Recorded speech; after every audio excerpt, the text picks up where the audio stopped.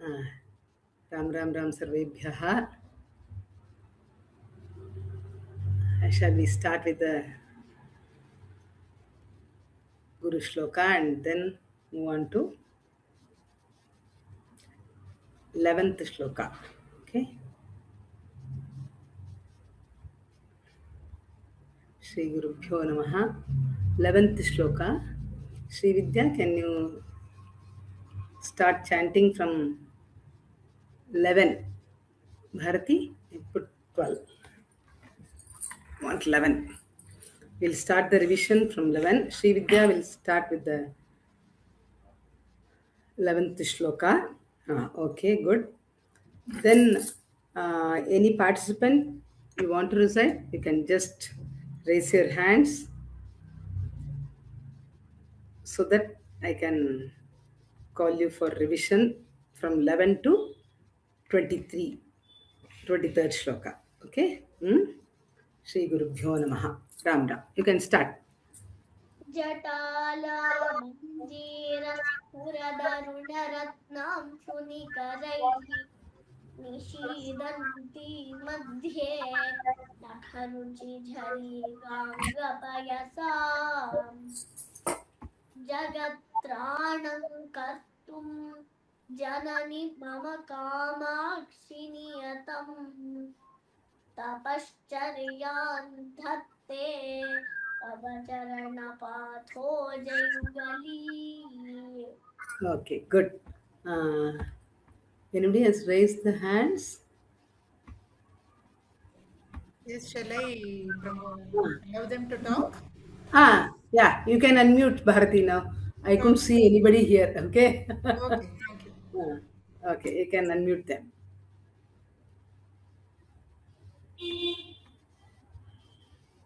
Jayanti You call out their Ramesh. names. Jayanti Ramesh, you can talk now. Oh, namaskaram, Mami. Namaskaram. 12th shloka. Next shloka. Mami, screen should be changed, Mami. Okay. Fine. You can start. Tula koti dvandva kvanita bhanita bhiti vachaso vinamram kamakshi visrumara mahav patalitayoho क्षणौ विन्यासेन क्षपिततमसोर्मेललितयोः पुनीयान्मूर्धानं पुरहरपुरन्ध्रीः चरणयोः. Just tell me the third line again. क्षणौ विन्यासेन क्षपिततमसो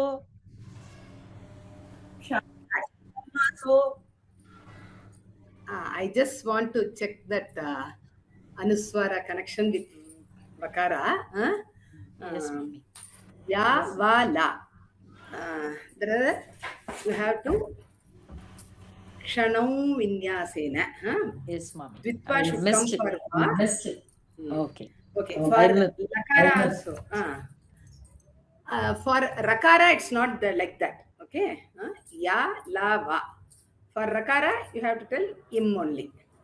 So, while telling, we'll get it properly. But you have to listen whenever Anuswara comes before ya, la, va. Okay. Okay, good. Next, 13th shloka. You can talk now. Next person. Mami, the screen should change, Mami.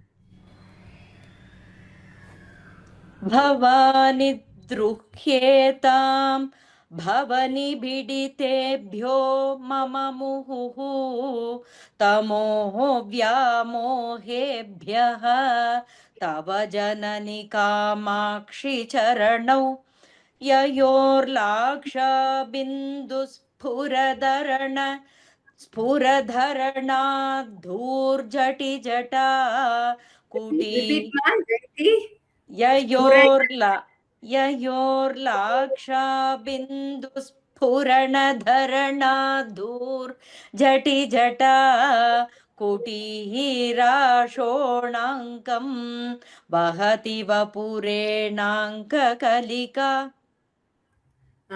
Actually, you should not stop in that jet. Dhurjati jata. Dhurjati Yes, jata. mommy. Kutira.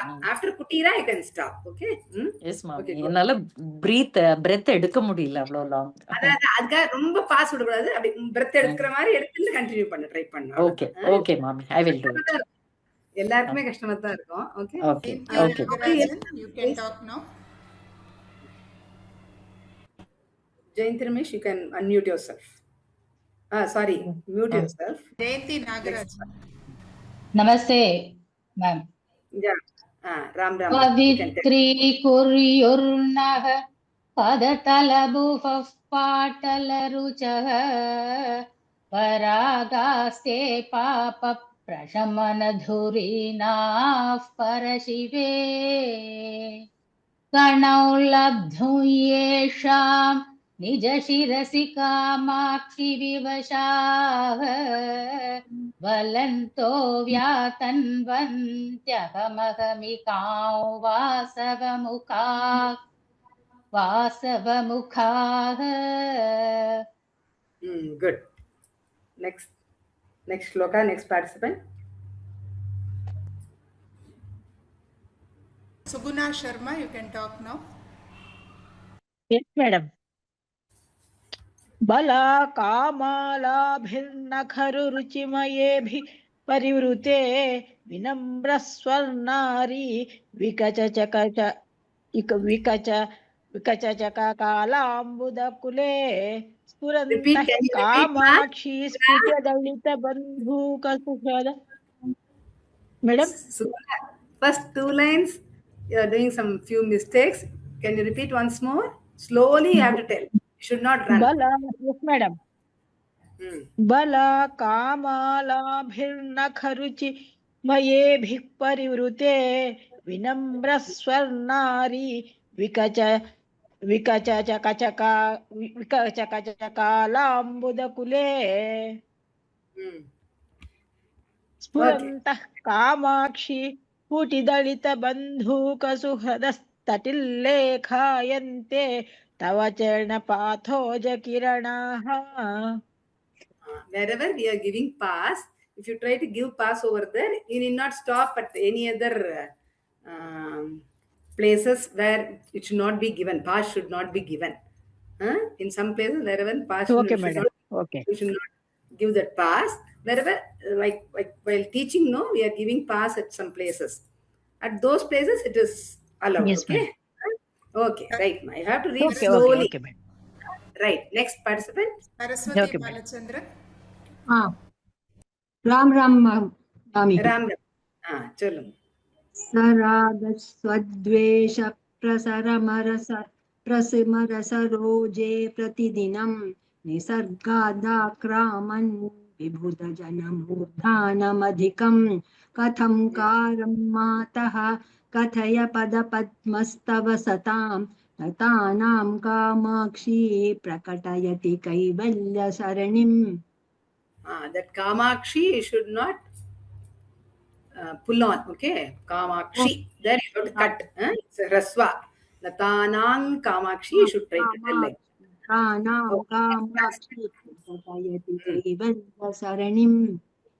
Okay, next shloka, next participant.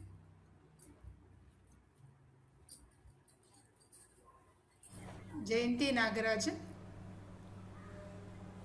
सरागः सद्वेषः प्रसृमरसरोजे प्रतिदिनं निसर्गादाक्रामन् विबुधजनमोधानमधिकम् कथङ्कारं मातः कथय पदपद्मस्तव सतां नतानां कामाक्षि प्रकटयति कैवल्यसरणिम्. You should try to stress those Mahaprana letters. Okay, next time. Kathankara, Kathaya, there and all. Okay. Next participant, next shloka. Ambika. Next shloka. Ambika. Actually, I've not practiced much, Amma. Okay. Okay. I'm just listening. Okay. If you raise your hand, then they will call you. You should not raise your Okay, hand. no, I Yeah, don't you should think not I. raise your hand. Hmm. Oh, okay, Okay. sorry. It's okay. It's okay. 17th shlokama on the next participant. Ambika is not willing to tell. Any other participant?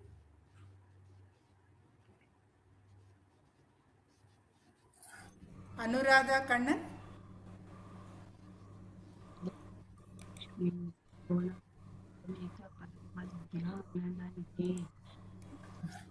Anybody who is not telling, you have to mute yourself.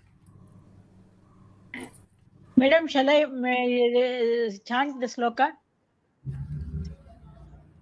Saraswati? Okay, you can. Saraswati or Suguna? Suguna Sharma. Suguna. Yeah, I can chant. Anuradha is not chanting it, you can chant. Okay.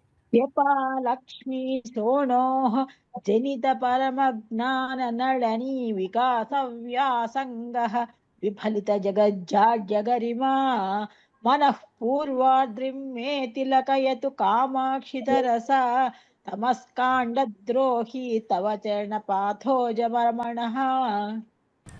Japa Lakshmi Shonaha, not Shonoho. Okay. Next time you can correct. No problem. Okay. Okay. Sita 18th. Mahalakshmi. Okay. Ram Ram, ma'am. Yeah. 18th Am shloka I I can audible, tell, ma'am? Ma. Sita. Okay. Okay. Yeah. नमस्कुर्मः प्रेङ्खण्मणिकटकनीलोपलमहः पयोधौरिङ्कद्भि नखकिरणफेनैर्धवलिते स्फुटङ्कुर्वाणाय प्रबलचलदौर्वानलशिखा वितर्कं कामाक्ष्याः तततमरुणिं may चरणयोः. Good. Okay. Next shloka, next participant. Maithili Gauri Shankar. Can I tell, madam? Yeah. Okay. Okay. 19th shloka. Okay. Shive Pashayetam Aladuni Tamakupagukare Dinadishayetam Mama Hridaya Pato Javipine 19th Namo shloka on the screen. Wait 1 minute. 19th shloka on the screen, it has not changed. Oh.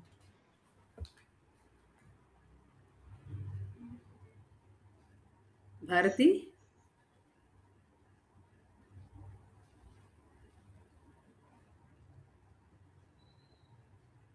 Okay. You can continue. Third line. Okay. Nabho. Shive Pashayetam Aladunitamapupakukare Dinadishayetam Mama Hridaya Pato Javipine Nabho Masayetam Sarasa Kavita Riti Sariti Tvadiyo Kamakshi Prasrita Kirano Devi Charano. Again, in the last line, Kamakshi, you should not pull on. Okay? Kamakshi, you should cut there. Yo Kamakshi Prasrita Kirano Devi Charano. Okay, good. 20th shloka. Next participant, we will call out the names. Okay? Then it will be easy for us. Okay? Next name, ma? Next name Maithili Gauri Shankar. Gauri Shankar is done. Maithili Gauri Shankar done. Anuradha Kannan is done. I don't see anyone. Okay. Anuradha? Ram Ram, ma'am. Am I able to hear? Are you able to hear me, ma'am? Yeah. Sure, you can. Nitattam shrutyante nayanamiva sadvrittaruchiraihi samairjushtam shuddhaihi adharamiva ramyairudvijaganaihi शिवे वक्षो जन्मद्वितयमिव मुक्ताश्रितमुमे त्वदीयं कामाक्षि प्रणतशरणं नौमि चरणम्. Good. Next participant, next shloka. Kamala Shankar. Next Ram on the Ram screen. Ram Bhagini. Ram Ram ma.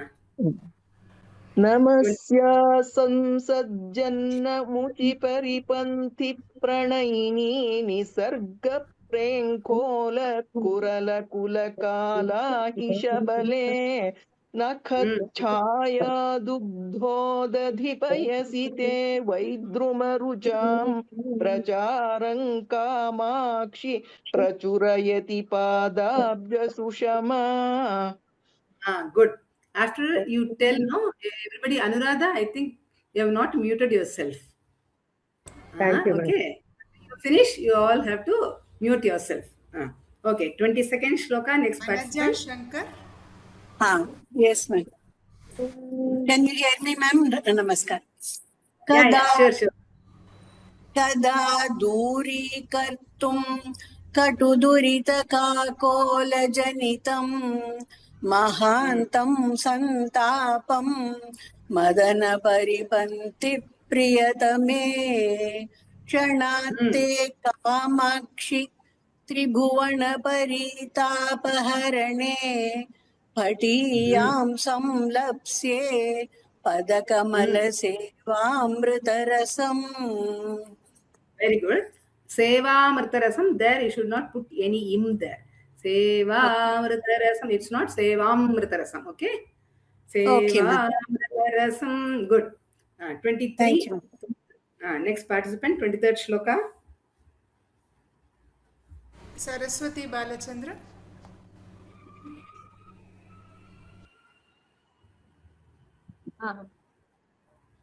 ययो सान्ध्यं लोचि सततमनुनिन्दे स्पृहयते ययोश्चान्द्रीकान्तिः दृष्ट्वा नखरुचिं ययो पाकोद्रेकं पिपठशति भक्त्या किसलयं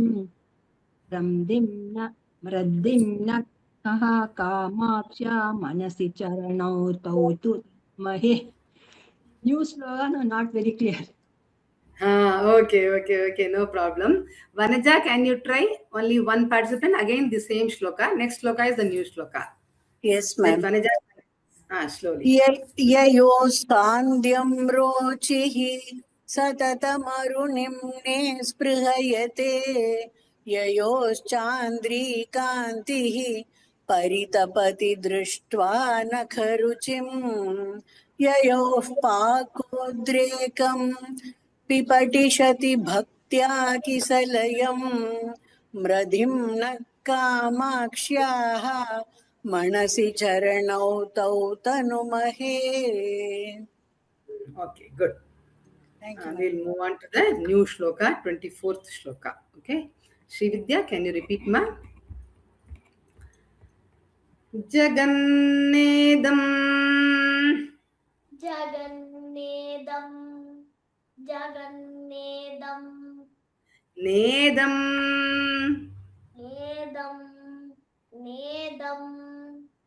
Jagannedam.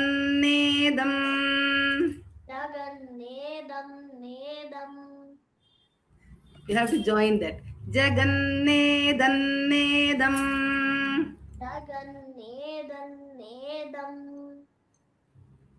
Repeat. Paramiti.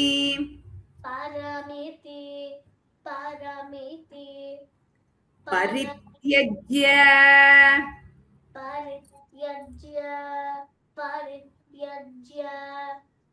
Yatibhihi.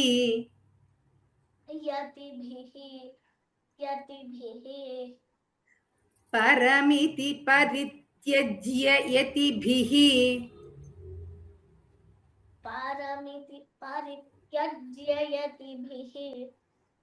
Paramiti parityajyayatibihi.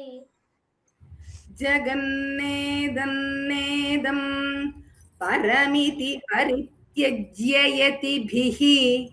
Full line. Jagannedam. Paramiti parityajyayatibihi. Repeat 2 times. Jagannedam. परमिति परित्यज्य यतिभिः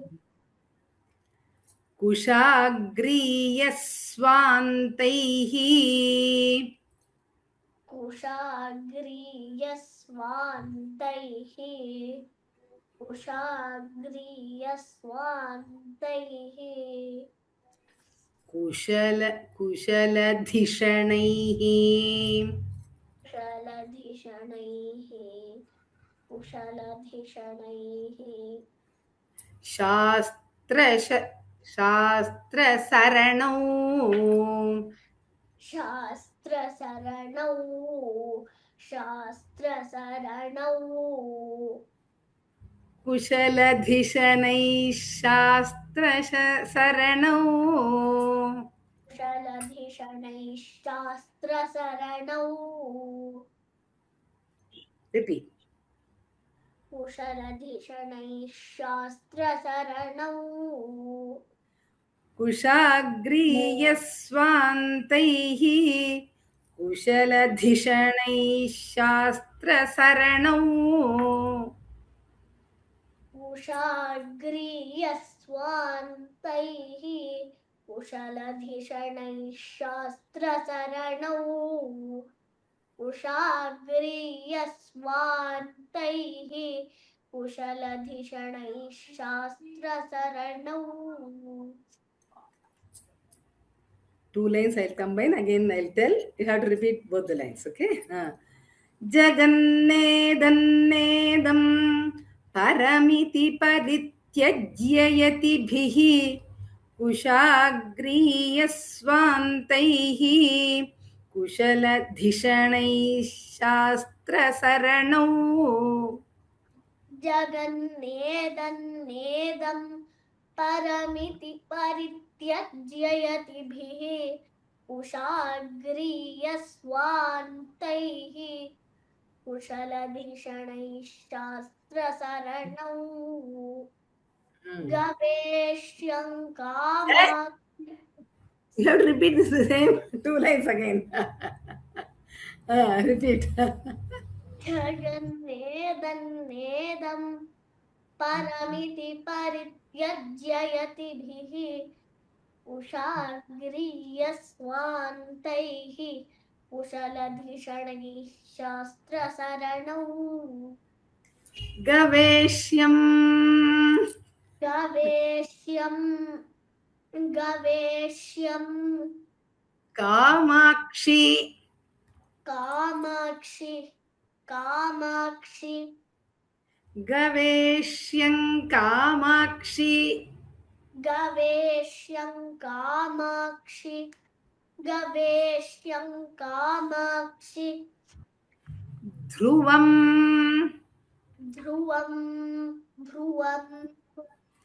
अकृतकानाम् अकृतकानां गिरिसुते गिरिसुते ध्रुवमकृतकानां गिरिसुते ध्रुवमकृतकानां गिरिसुते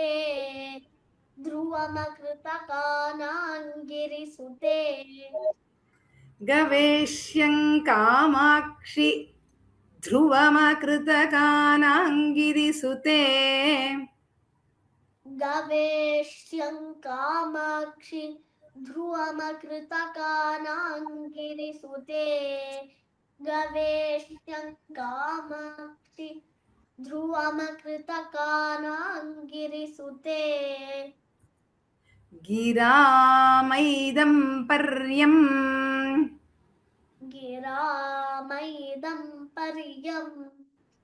गिरामैदं पर्यं तव चरणपद्मं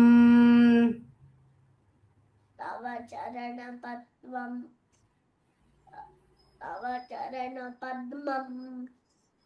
विजयते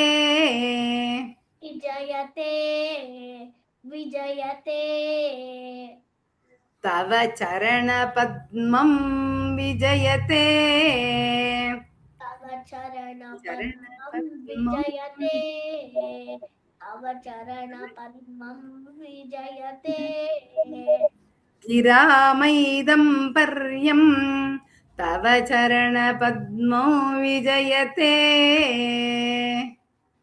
गिरामैदं पर्यं तव चरण पद्मं विजयते गिरामैदं पर्यं तव चरण पद्मौ विजयते Gaveshyam. I will repeat 2 lines. I will combine and tell. You have to tell those 2 lines 2 times. Okay. Gaveshyam Kamakshi Dhruvamakritakanangiri Giramaidam Paryam Tava Charana Padmo Vijayate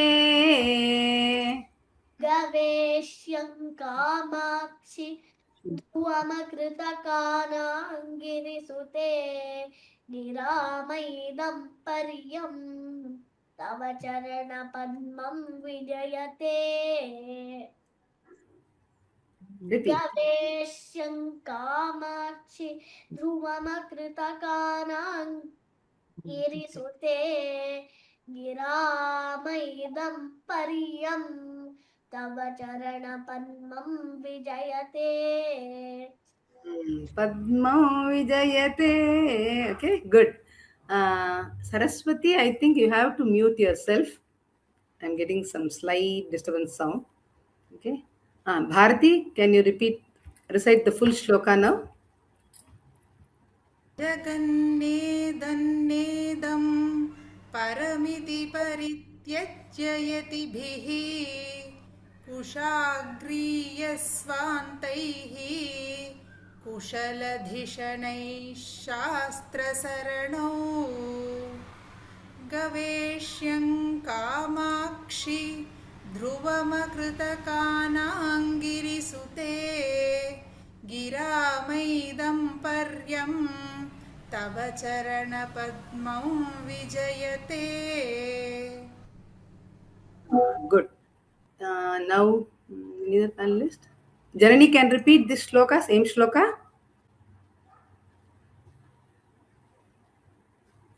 Is she there?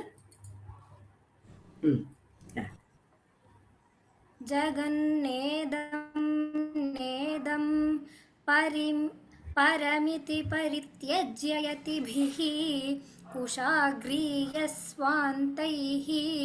कुशलधिषणैः शास्त्रसरणौ गवेष्यं Kamakshi ध्रुवमकृतकाणाङ्गिरिसुते गिरामैदं पर्यं तव चरणपद्मं विजयते Padmau Vijayate.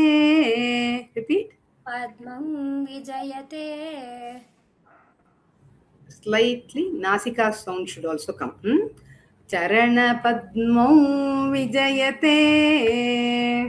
You and Nasika both should come.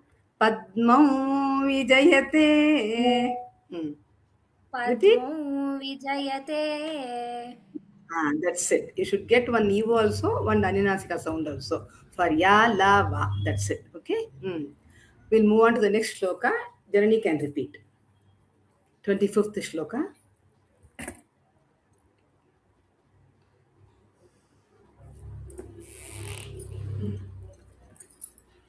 Kritasnanam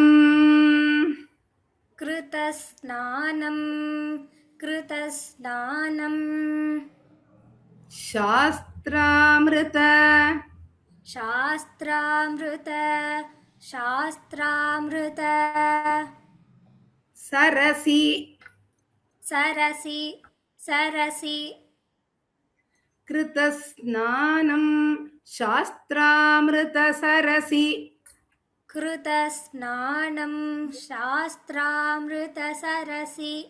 कृतस्नानं शास्त्रामृतसरसि Kamakshi Nitaram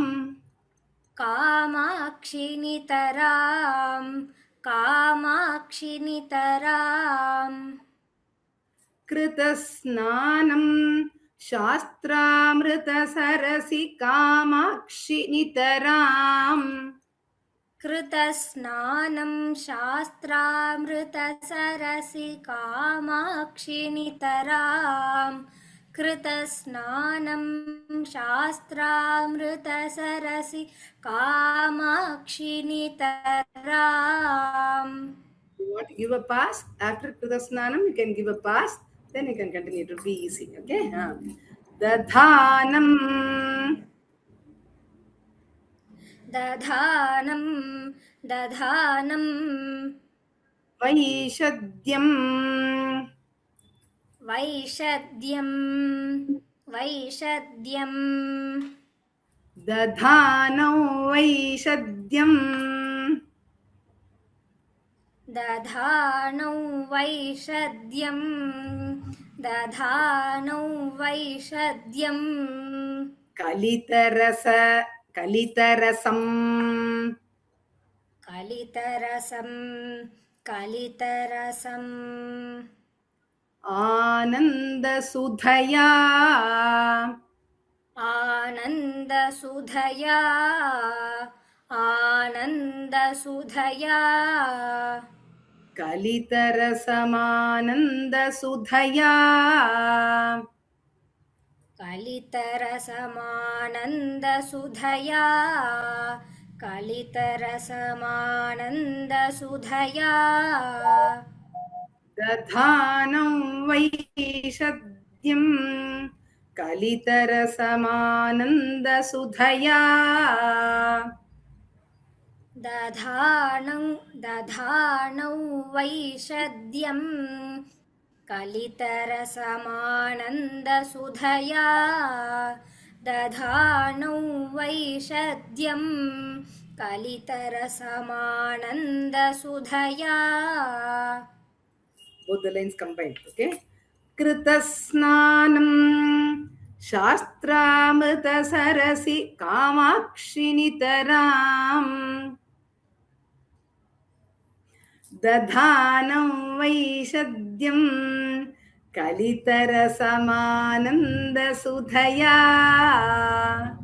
कृतस्नानं शास्त्रामृतसरसि Kamakshi नितरां दधानौ वैषद्यं कलितरसमानन्दसुधया कृतस्नानं शास्त्रामृतसरसि कामाक्षि नितरां दधानौ वैषद्यं कलितरसमानन्दसुधया. अलङ्कारम् अलङ्कारम् अलङ्कारम् भूमेः भूमेः भूमेः अलङ्कारं भूमेः अलङ्कारं भूमेः अलङ्कारम् अलङ्कारं भूमेः मुनिजन मुनिजन मुनिजन मनश्चिन्मय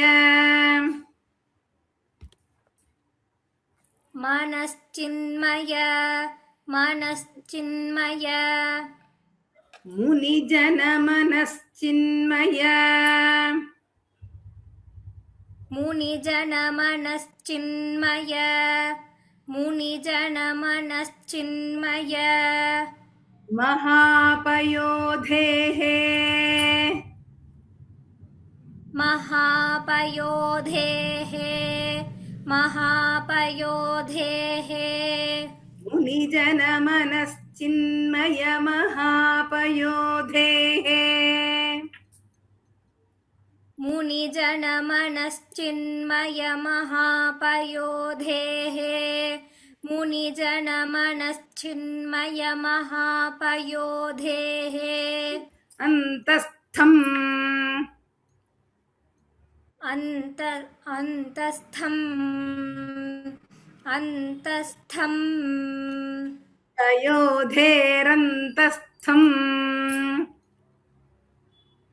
Repeat whatever I tell. पयोधेरन्तस् huh? Lagging is there, I think. पयोधेरन्तस्थं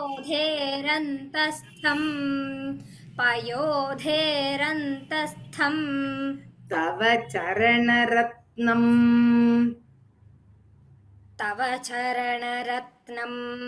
तव चरणरत्नं मृगयते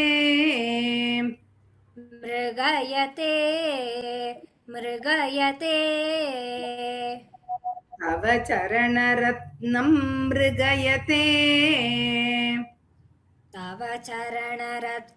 मृगयते तव चरणरत्नं मृगयते पयोधेरन्तस्थं तव चरणरत्नं मृगयते पयोधेरन्तस्थं तव चरणरत्नं मृगयते पयोधेरन्तस्थं तव चरणरत्नं मृगयते अलङ्कारं भूमेः मुनिजनमनश्चिन्मयमहापयोधेरन्तस्थं तव चरणरत्नं मृगयते अलङ्कारं भूमेः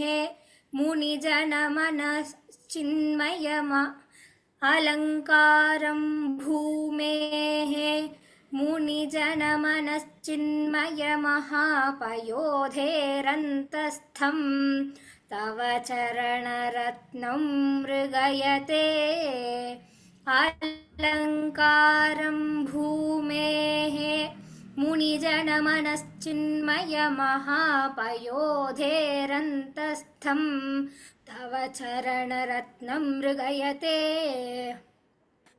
Okay, Bharati, you can recite the full shloka now.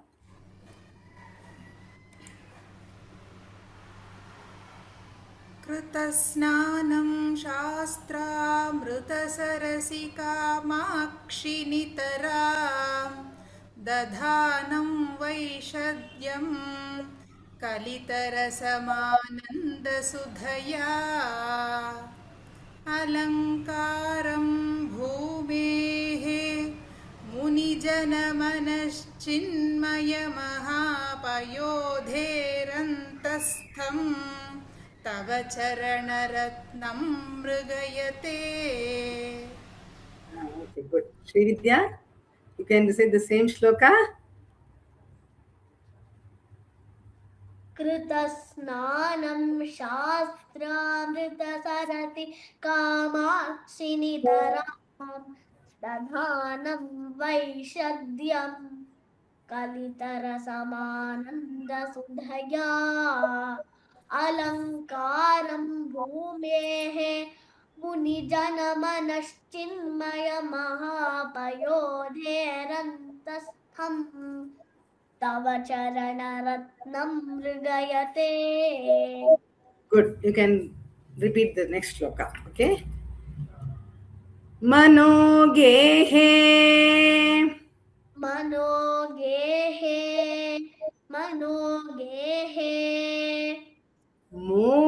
मोहोद्भवति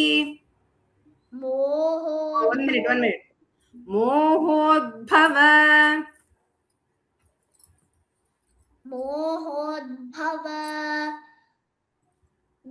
मोहोद्भव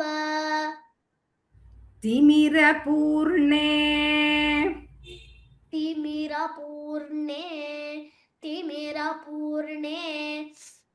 मम मुहुः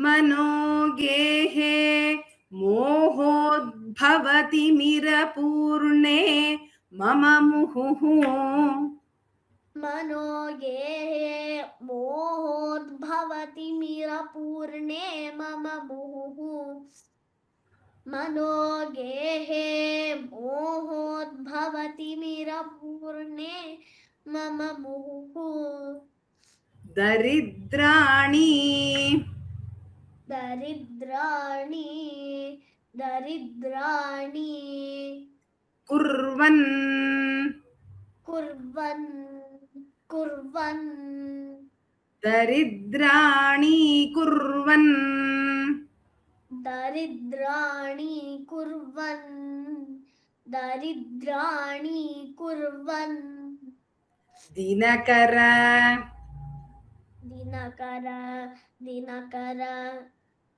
सहस्राणि सहस्राणि सहस्राणि किरणैः किरणैः किरणैः दिनकर सहस्राणि किरणैः दिनकर सहस्राणि किरणैः दिनकर सहस्राणि किरणैः दरिद्राणि कुर्वन् दिनकर सहस्राणि किरणैः दरिद्राणि कुर्वन् दिनकर सहस्राणि किरणैः दरिद्राणि कुर्वन् दिनकर सहस्राणि किरणैः मनोगेः मोहोद्भवति मिरपूर्णे मम मुहुः दरिद्राणि कुर्वन् दिनकर सहस्राणि किरणैः मनोगेः मोहोद्भवति मिरपूर्णे मम मुहुः दरिद्राणि कुर्वन् दिनकर सहस्राणि किरणैः मनोगेः मोहोद्भवति मिरपूर्णे मम मुहुः दरिद्राणि कुर्वन् दिनकर सहस्राणि किरणैः. Next two lines Janani will repeat, then you should recite the full shloka. Okay, Janani. विधत्ताम् विधत्ताम् विधत्ताम् Kamakshi Kamakshi Kamakshi विधत्तां Kamakshi विधत्तां Kamakshi विधत्तां Kamakshi प्रसृमर प्रसृमर प्रसृमर. Can you hear me properly? Yes. तमो तमो तमो वञ्चनचणः वञ्चनचणः वञ्चनचणः प्रसृमरतमो वञ्चनचणः प्रसृमरतमो वञ्चनचणः प्रसृमरतमो वञ्चनचणः विधत्तां कामाक्षि प्रसृमरतमो वञ्चनचणः विधत्तां कामाक्षि प्रसृमरतमो वञ्चनचणः विधत्तां कामाक्षि प्रसृमरतमो वञ्चनचणः क्षणार्धम् क्षणार्धं क्षणार्धं सान्निध्यम् सान्निध्यं सान्निध्यं क्षणार्धं सान्निध्यम्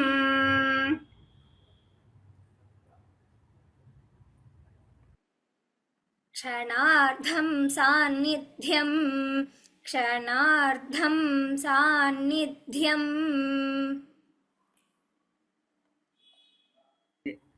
चरणमणि चरणमणि चरणमणि दीपः दीपो दीपो दीपो जननि ते जननि ते जननि ते चरणमणिदीपो जननि ते चरणमणिदीपो जननि ते चरणमणिदीपो जननि ते क्षणार्धं सान्निध्यं चरणमणिदीपो जननि ते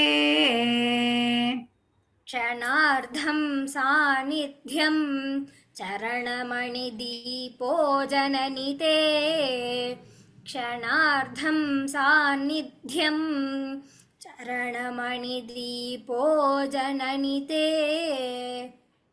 That sannidhyam ardhana should be pronounced that you have to give stress in that in also. Okay.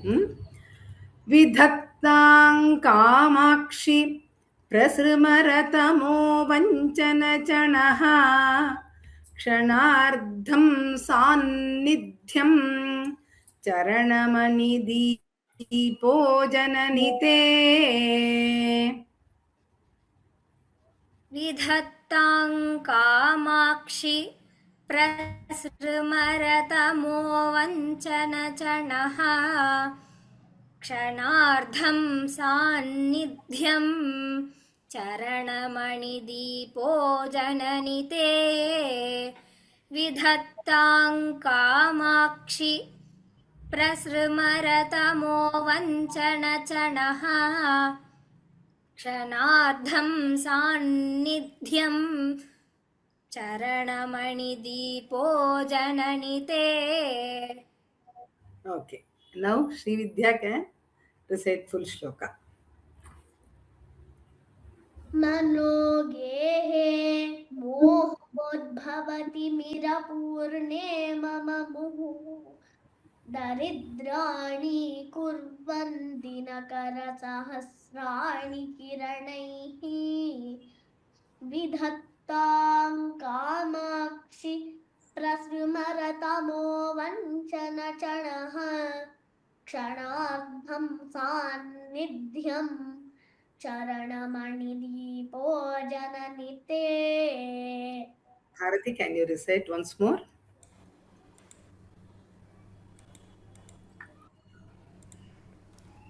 मनोगेहे मोहोद्भवति मिरपूर्णे मम मुहुः दरिद्राणि कुर्वन् दिनकरसहस्राणि किरणैः विधत्तां कामाक्षि प्रसृमरतमो वञ्चनचणः क्षणार्धं सान्निध्यं चरणमणिदीपो जननि ते.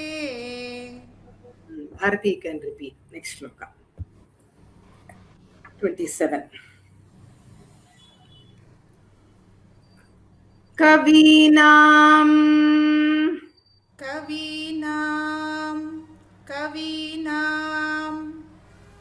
चेतोवत् चेतोवत् नखररुचि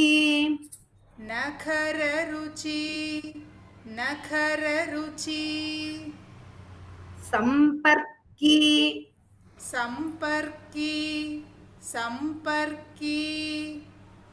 विबुध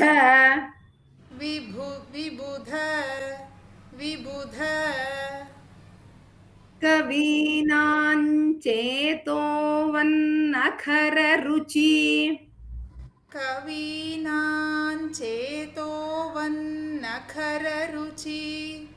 कवीनां चेतोवन्नखररुचि संपर्कि विबुध संपर्कि विबुध संपर्कि विबुध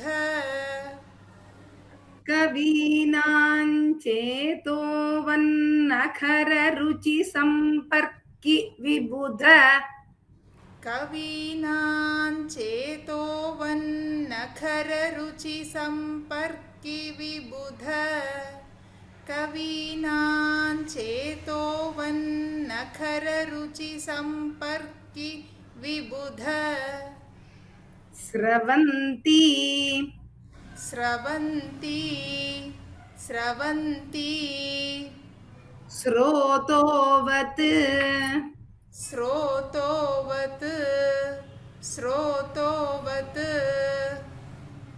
पटुमुखरितम् पटुमुखरितम् पटुमुखरितम् हंसकरवैः हंसकरवैः हंसकरवैः स्रवन्ति स्रोतोवत् पटुमुखरितम् हंसकरवैः स्रवन्ति स्रोतोवत् पटुमुखरितं हंसकरवैः स्रवन्ति स्रोतोवत् पटुमुखरितं हंसकरवैः There, स्रवन्ति स्रोतोवत्. स्रवन्ति स्रोतोवत् पटुमुखरितं हंसकरवैः. There's a difference between स्रवन्ति स्रोतोवत्, स्रवन्ति स्रोतोवत्. Okay? Repeat. स्रवन्ति स्रोतोवत् पटुमुखरितं हंसकरवैः. स्रवन्ति स्रोतोवत् पटुमुखरितं हंसकरवैः. कवीनां चेतोवन्नखररुचि संपर्कि विबुधः स्रवन्ति स्रोतोवत् पटुमुखरितं हंसकरवैः. कवीनां चेतोवन्नखररुचि संपर्कि विबुधः स्रवन्ति स्रोतोवत् पटुमुखरितं हंसकरवैः. कवीनां चेतोवन्नखररुचि संपर्कि विबुधः स्रवन्ति स्रोतोवत् पटुमुखरितं हंसकरवैः. दिनारम्भ दिनारम्भ दिनारम्भ श्रीवन्नियत श्रीवन्नियत श्रीवन्नियतम् श्रीवन्नियतं श्रीवन्नियतम्. अरुणच्छाय अरुणच्छाय अरुणच्छाय भगं सुभगं सुभगम्. दिनारम्भ श्रीवन्नियतम् दिनारम्भ श्रीवन्नियतम् दिनारम्भ श्रीवन्नियतम्. अरुणच्छाय सुभगम् अरुणच्छाय सुभगम् अरुणच्छाय सुभगम्. मदन्तः मदन्तः मदन्तः कामाक्ष्याः कामाक्ष्याः कामाक्ष्याः मदन्तः कामाक्ष्याः मदन्तः कामाक्ष्याः मदन्तः कामाक्ष्याः स्फुरतु स्फुरतु स्फुरतु पदपङ्केरुहयुगम् पदपङ्केरुहयुगम् पदपङ्केरुहयुगम् स्फुरतु पदपङ्केरुहयुगम् स्फुरतु पदपङ्केरुहयुगम् स्फुरतु पदपङ्केरुहयुगम् मदन्तः कामाक्ष्याः स्फुरतु पदपङ्केरुहयुगम् मदन्तः कामाक्ष्याः स्फुरतु पदपङ्केरुहयुगम् मदन्तः कामाक्ष्याः स्फुरतु पदपङ्केरुहयुगम् दिनारम्भः श्रीवन्नियतमरुणच्छायसुभगम् मदन्तः कामाक्ष्याः स्फुरतु पदपङ्केरुहयुगम्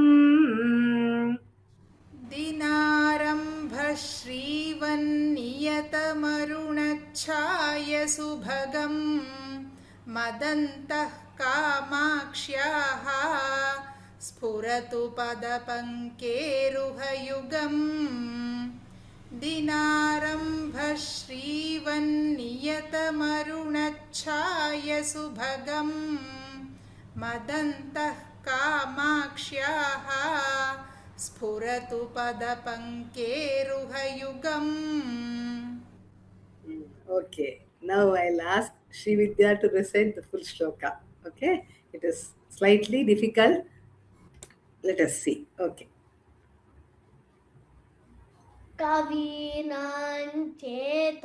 वन्नखररुचिसम्पत्ति विबुधस्रवन्ति स्रोतोवत्पटु मुखरितं हंसकरवैः दिनारम्भः श्रीवन्नियतमरुणच्छायसुभगम् मदन्तः कामाक्ष्याः स्फुरतु पदपङ्केरुहयुगम्. Janani, you can recite the same shloka. कवीनाञ्चेतो वन्नखररुचिसम्पर्के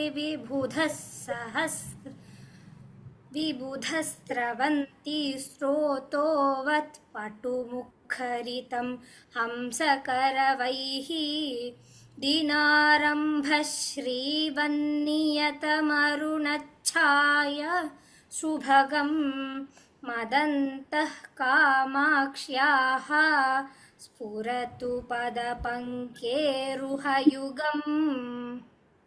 Spuratu Mahaprana. Repeat the last line.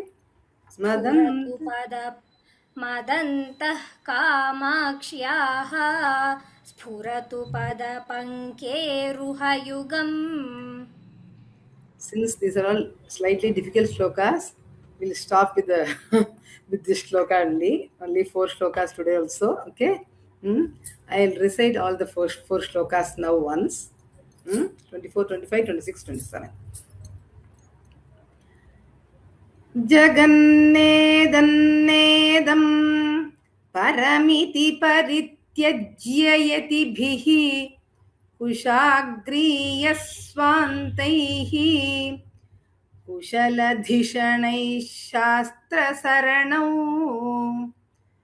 गवेष्यं Kamakshi ध्रुवमकृतकानाङ्गिरिसुते गिरामैदं पर्यं तव चरणपद्मौ विजयते.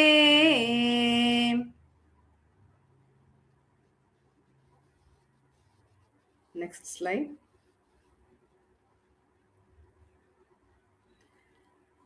कृतस्नानं शास्त्रामृतसरसि कामाक्षि नितरां दधानौ वैषद्यं कलितरसमानन्दसुधया अलङ्कारं भूमेः मुनिजनमनश्चिन्मयमहापयोधेरन्तस्थम् तव चरणरत्नं मृगयते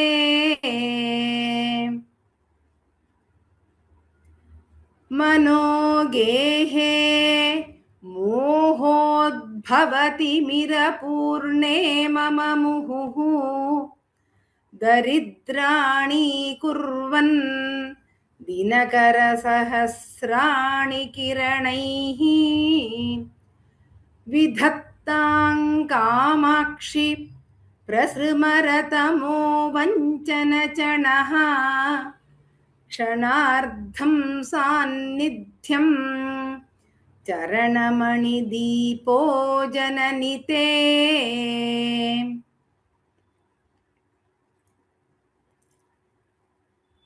कवीनां चेतोवन्नखररुचिसम्पर्कि विबुधस्रवन्ती स्रोतोवत्पटुमुखरितं हंसकरवैः दिनारम्भश्रीवन्नियतमरुणच्छायसुभगं मदन्तः कामाक्ष्याः स्फुरतु पदपङ्केरुहयुगम्. Wherever I have given pass, you can give pass. If you are able to continue controlling the breath, you can continue. Okay? But some other in between places, you should not give passes. Okay. We'll finish off the class today. बुद्धिर्बलं यशोधैर्यं निर्भयत्वमरोगता अजाड्यं वाक्पटुत्वं च हनूमत्स्मरणात् भवेत्. राम राम राम सर्वेभ्यः पुनर्मिलामः.